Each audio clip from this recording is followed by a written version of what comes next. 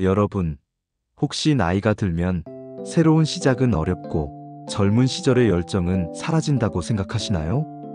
인생의 황혼기에 접어들면 그저 편안하고 잔잔한 삶을 살아야 한다고 여기시나요? 놀랍게도 역사는 우리에게 나이 여든에 새로운 인생을 시작하고 천하를 뒤흔든 인물, 그리고 예순이 넘어서야 비로소 진정한 힘을 손에 넣은 인물들의 이야기를 들려줍니다. 안녕하세요. 인생의 지혜를 100세까지 쏙쏙 100세 쏙쏙입니다. 오늘 우리는 나이는 숫자에 불과하다는 것을 증명하며 인생의 정점에서 빛났던 3명의 역사적 인물을 만나보려 합니다.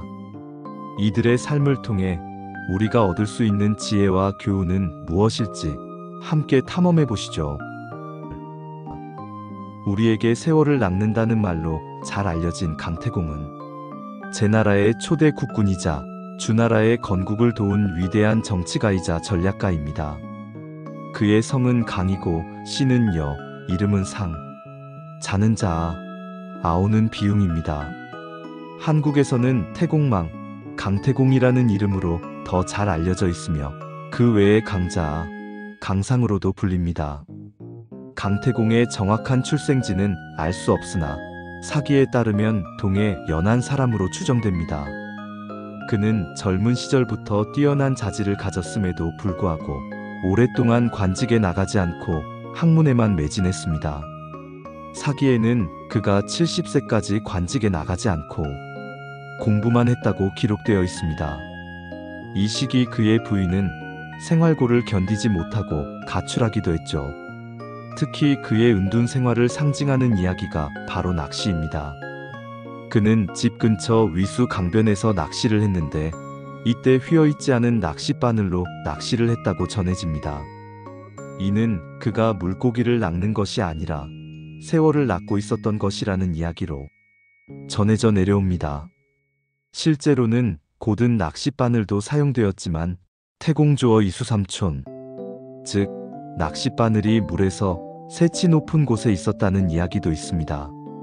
반면 그가 낚시꾼이 아닌 백정이나 여관 종업원으로 일하며 때를 기다렸다는 이야기도 있습니다.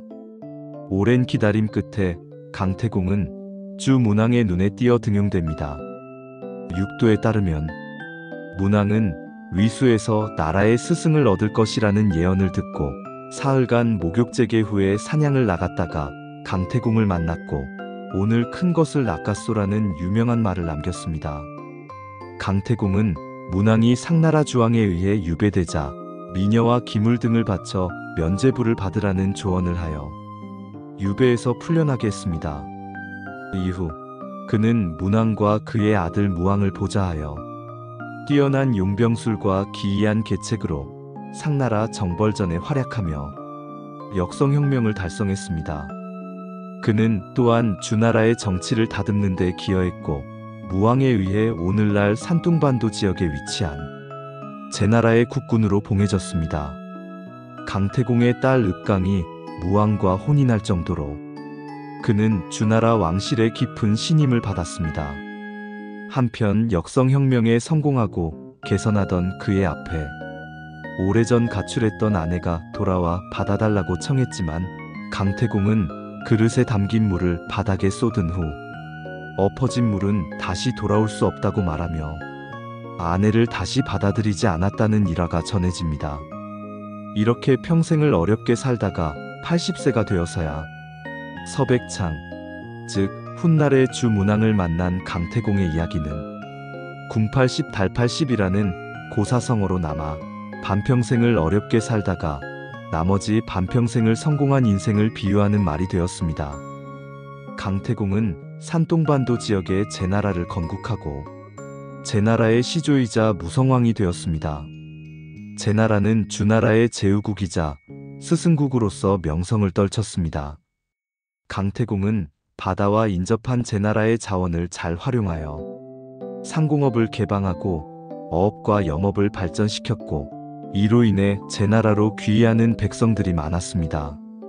그는 현지 사정에 맞춰 예법을 간소화하여 백성들이 쉽게 따를 수 있도록 했으며 이로 인해 제나라는 단기간에 안정과 발전을 이루었습니다. 강태공이 세상을 떠난 뒤 제나라는 600여 년 이상 32대 왕자로 이어지며 강력한 국가로 성장했습니다.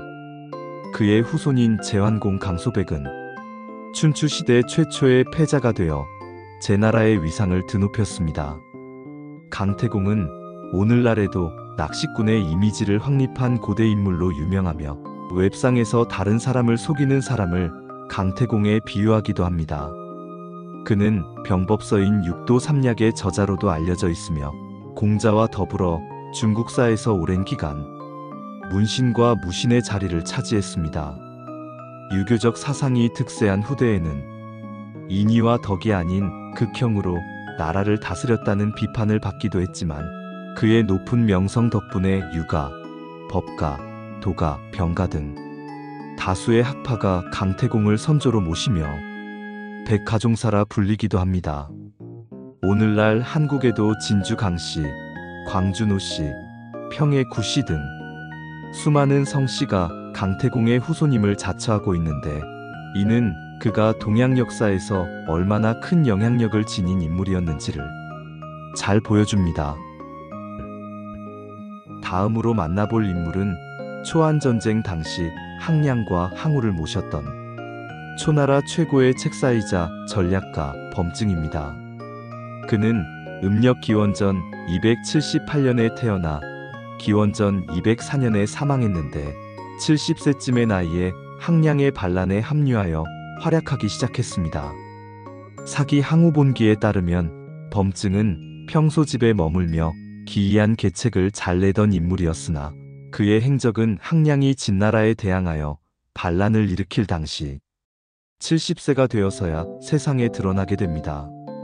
그의 젊은 시절 행적은 기록이 없어 불명확하지만 당시 연구자들은 그가 진나라의 폭정을 보며 때를 기다린 인물로 추정하기도 합니다. 범증은 항량에게 옛 초나라 왕족을 옹립해야 한다는 의견을 제시하여 항량의 초나라 궁궐이 진나라에 대항하는 반군의 핵심 역할을 하도록 만들었습니다. 이는 항우가 천하의 기틀을 마련하는 데 결정적인 역할을 했습니다.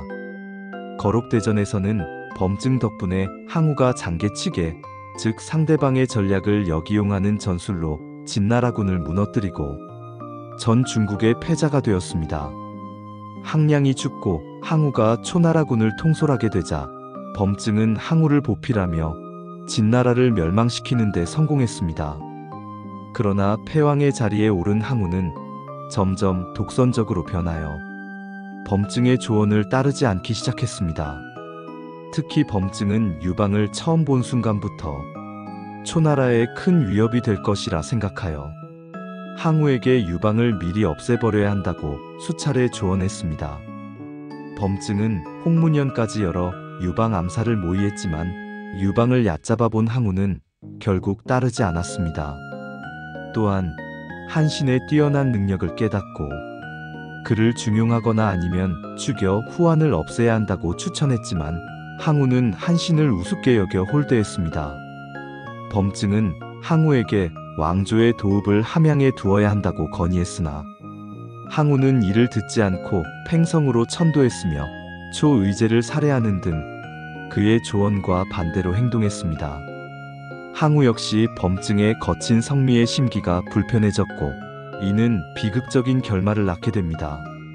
결국 한나라의 책사진평의 이간계에 항우는 범증을 의심하게 됩니다.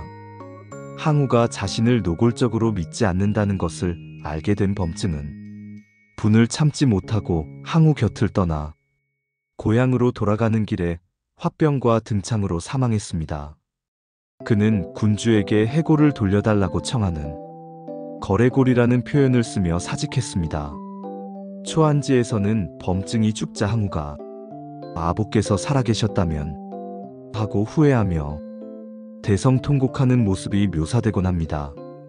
범증이 없어진 후 초군은 제대로 된 모사가 없어 한군의 장량, 진평 콤비에 이리저리 끌려다니며 패배를 거듭했습니다. 훗날 유방은 항우는 그나마 있는 범증 한 사람도 제대로 쓰지 못해 나에게 패했다고 말하며 범증을 자신의 한삼걸과 비교할 만한 항우군 최고의 참모로 평가했습니다. 진평 역시 이간계를 시도할 때 핵심 공작 대상으로 범증을 꼽았을 정도로 그의 존재감은 막강했습니다. 그러나 일부에서는 범증의 명성이 과대평가되었다고 비판하기도 합니다. 홍문연에서 유방 암살을 강하게 주장한 막가파적 행동이나 항우의 여러 실책에 범증이 관여했다는 점, 그리고 그의 허술한 세부 계획 등이 비판의 근거가 됩니다. 특히 조선효종은 범증이 의제를 시해하고 항우를 옹립한 행위를 비판하며 이 때문에 유방에게 천하를 낚을 미끼를 던져주었다고 평했습니다. 하지만 이러한 비판에도 불구하고 범증에 대한 저평가는 현실적으로 한계가 있습니다. 그 이유는 범증의 죽음을 전후로 초나라가 명확하게 흔들렸기 때문입니다. 범증 사후 항우군은 거시적인 전쟁 전략 개념을 상실했고 눈앞에 적을 때리는 단편적인 전술만 반복하며 기동력을 허망하게 낭비했습니다. 익제 이재현은 범증이 1000명이 없는 군주인 항우를 섬긴 것 자체가 어리석었다고 평했지만 이는 그의 능력이 없었다는 평가가 아니라 군주 선택의 지혜 부족을 꼬집은 것입니다. 범증은 군주에게 목숨을 걸고 직언했음에도 받아들여지지 않자 한탄하는 보편적인 충신상을 보여주었으며 그의 고집센 성격이 항우와의 관계를 악화시키긴 했지만 그는 분명 항우에게 없어서는 안 될 인재였습니다. 범증은 비극적인 최후를 맞았지만 초나라 역사의 중요한 변곡점을 상징하는 인물로 기억되고 있습니다. 중국 삼국시대의 마지막을 장식한 인물 사마이. 그는 조조와 그 후손인 조씨 왕조의 신하로서 긴 세월을 인내하며 때를 기다렸습니다. 그리고 마침내 위 왕조를 무너뜨리고 자신의 후손이진 왕조를 세우는 기반을 마련한 인물입니다. 그의 성공은 치밀한 계획과 철저한 자기관리, 그리고 결정적인 순간에 과감한 행동이 결합된 결과였습니다. 사마이는 젊은 시절부터 뛰어난 자질을 갖춘 인물이었습니다. 하지만 그는 쉽게 자신의 뜻을 드러내지 않았죠.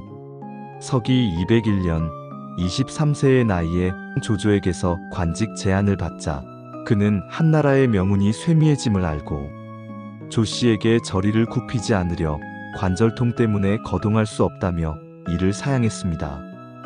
조조는 사람을 시켜 밤중에 몰래 그를 엿보게 했지만 사마이는 꼿꼿이 누워 움직이지 않는 연기로 조조를 속였습니다. 그러나 208년 조조가 승상이 되자 상황은 달라졌습니다. 만약 다시 결정하지 못하고 머뭇거린다면 곧바로 잡아가더라는 조조의 강경한 명에 사마이는 두려워하며 그 직에 취임했습니다. 이는 그가 자신의 진정한 뜻을 숨기고 강자의 요구에 순응하며 때를 기다리기 시작했음을 보여주는 대목입니다. 조조는 사마이에게 웅대하고 호방한 뜻이 있음을 알아챕니다. 또한 그에게 난고상, 즉 이리가 고개를 돌린 모습이 있어 경계심이 큼을 비유하는 상이 있다는 말을 듣고 이를 직접 확인하려 합니다. 조조가 고개를 돌려보게 하자 사마이는 몸을 움직이지 않은 채 얼굴만 뒤를 향하는 기이한 모습을 보였습니다. 조조는 또한 3마리 말이 한 구유에서 먹이를 먹는 꿈을 꾸고 사마이는 신하가 될 사람이 아니니 필시 너희 집안일에 관여할 것이다라고 태자 조비에게 말하며 그를 경계했습니다. 하지만 사마이는 이러한 의심을 불식시키기 위해 철저히 자신을 낮추었습니다. 그는 관리의 직무에 밤낮으로 부지런히 힘썼을 뿐 아니라 심지어 가축을 기르는 일에까지 모두 직접 챙기는 파격적인 행동으로 조조의 의심을 풀었습니다. 이로 인해 조조는 마침내 그에 관해 안심하게 되었고 사마이를 태자 조비와 함께 교제하게 하며 주요 관직을 맡겼습니다. 조조는 자신을 뛰어넘을 재능을 지닌 사마이를 곁에 두고 활용하는 동시에 자신의 아들 조비에게 붙여 미래를 대비하는 역설적인 상황을 만들게 됩니다. 조비가 황제로 즉위하여 위나라를 건국하자 사마이는 핵심 관직들을 역임하며 승승장구했습니다.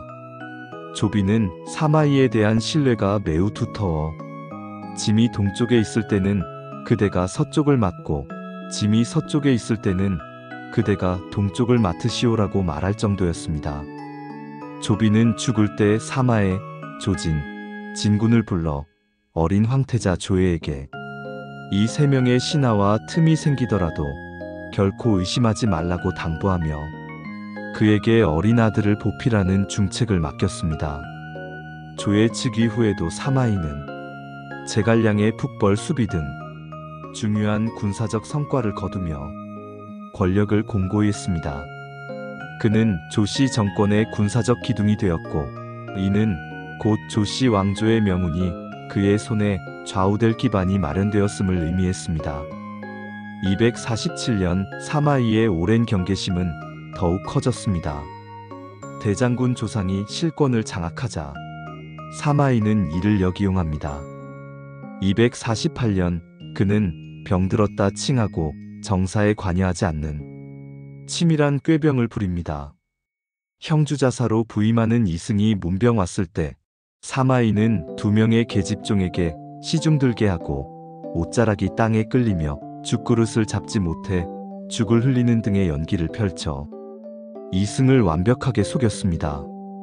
이승은 이를 사실로 여기고 조상에게 태부의 병환이 다시 회복되기 어려운 지경이니 애처로운 일입니다 라고 전했고 이 때문에 조상 일파는 사마이를 더 이상 경계하지 않았습니다. 마침내 때가 왔습니다.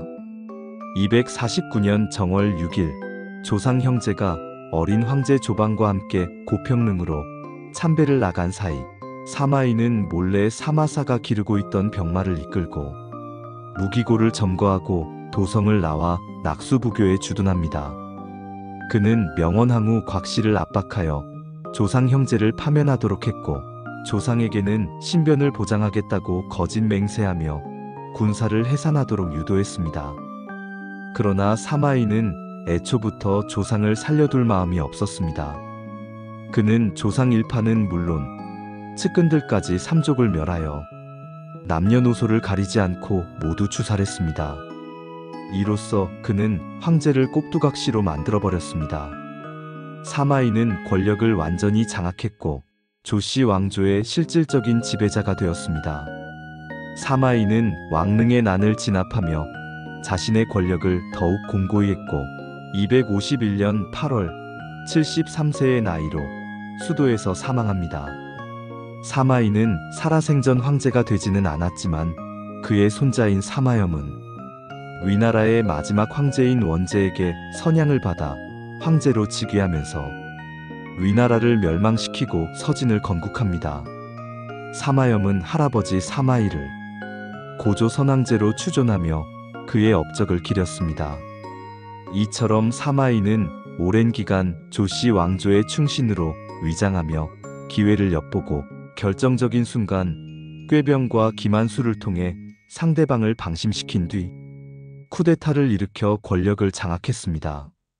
이는 그의 치밀한 정치적 계산과 인내심이 어우러져 이룬 성공으로 한 왕조를 무너뜨리고 새로운 왕조를 세운 역사의 변곡점이 되었습니다. 그의 행보는 후대에도 회자되며 때를 기다리는 인물의 전형으로 기억되고 있습니다.